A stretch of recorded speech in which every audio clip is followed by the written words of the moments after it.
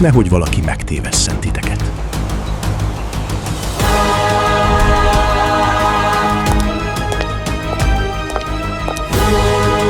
Mert sokan jönnek majd az én nevemben, és ezt mondják, én vagyok a Krisztus. Nincs bűn, csak önmegvalósítás van. És sokakat megtévesztenek.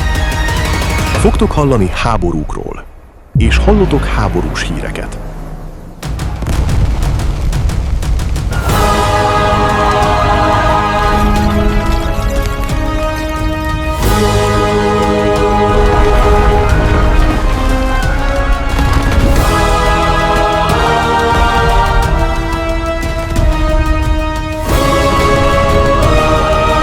Ez valami teljesen más. A természet is ellenünk fordult.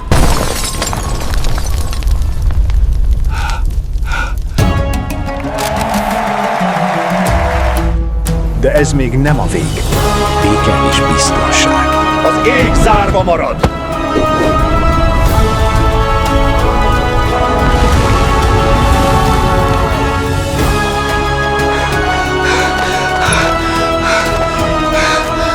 Ne rémüljetek meg, mert ennek meg kell lennie.